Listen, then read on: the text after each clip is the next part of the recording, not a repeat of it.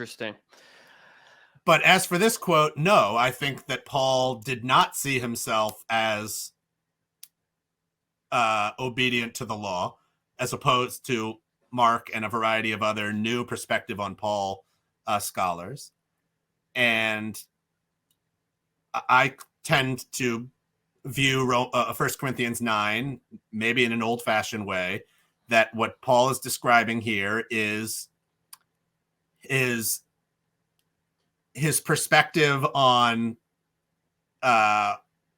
maybe what we would call adiaphora, and the importance of rhetorical situation, and what my friend Kevin Concannon would call ethnic malleability. That he says, at the end of the day, what really matters is convincing people of Christ's resurrection and getting them baptized.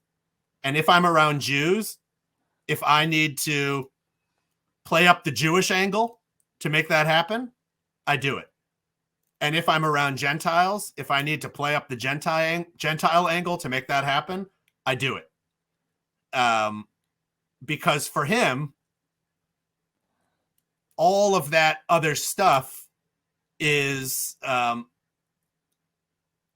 ultimately adiaphora. It doesn't matter. What matters is convincing them of the truth of the gospel.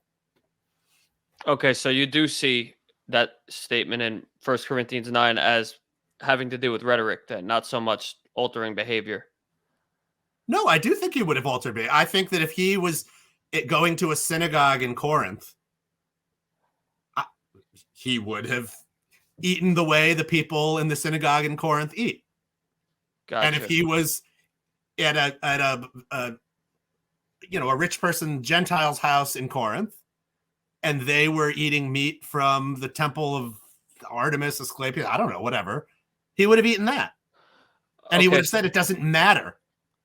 So what if there's Jews and Gentiles in the same space? This is completely hypothetical. I acknowledge that. Yeah. I'm just trying to get into the mind of Paul. Then what would he do? Who would? Well, that presumably is what he's describing in chapters 8, 9, and 10. Right, where he's saying, when people are together, and maybe it's not Jews and Gentiles, maybe it's Gentiles who think they need to be more traditionally Jewish because now they're,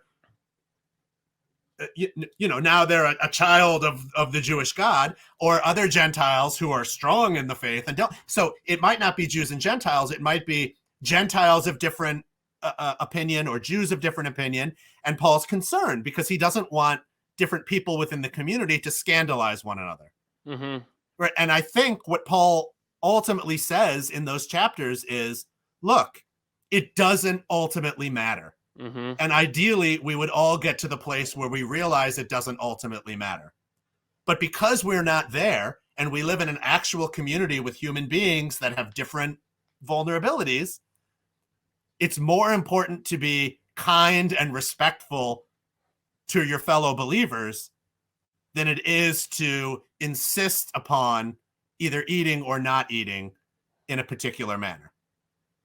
And so, I think that's the pretty standard reading of 1 Cor 8 to 10.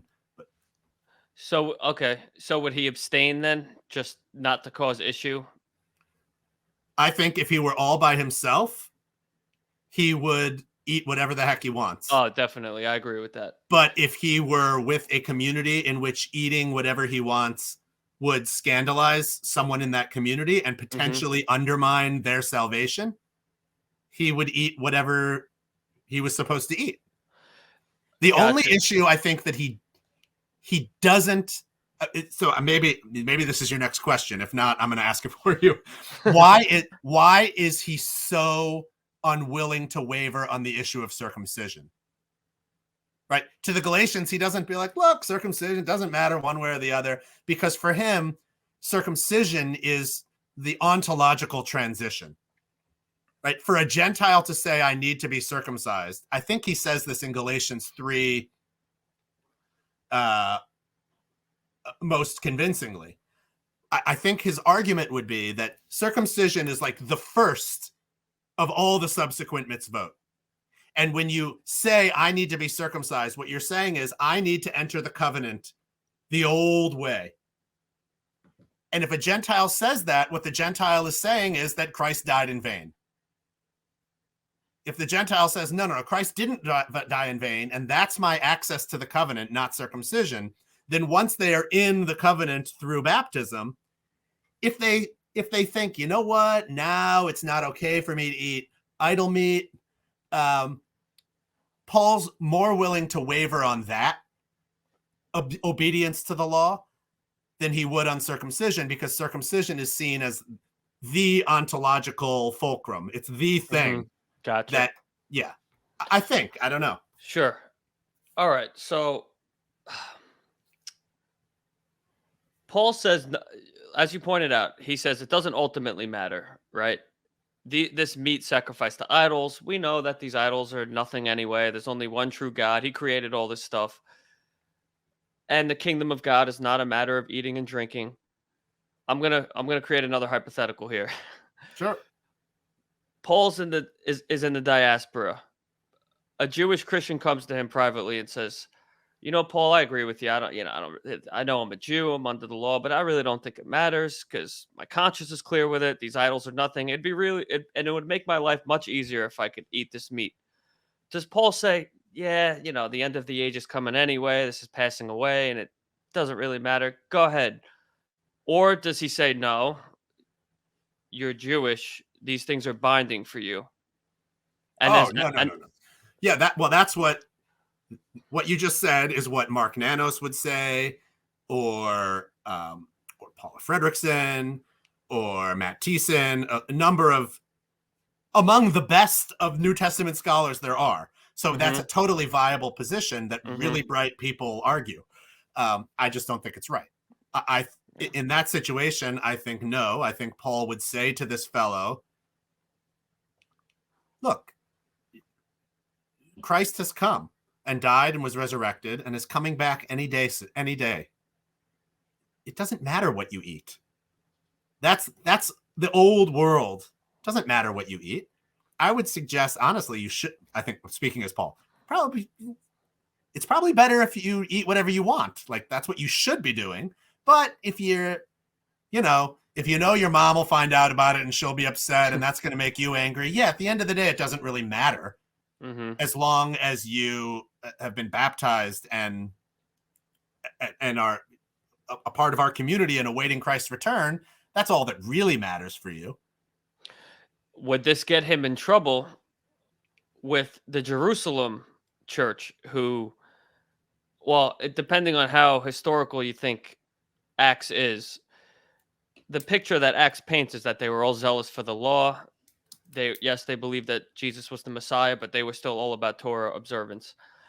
And at the end of Acts, there even seems to be a dispute between Paul and James. It's a very weird encounter where it is, and I'm not sure it's that. I'm not sure it's so historical.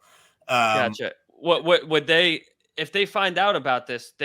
I'm assuming they'd be upset that Paul would tell someone, "Yeah, don't worry about it. It doesn't really matter, even if you're Jewish." Would it cause a break?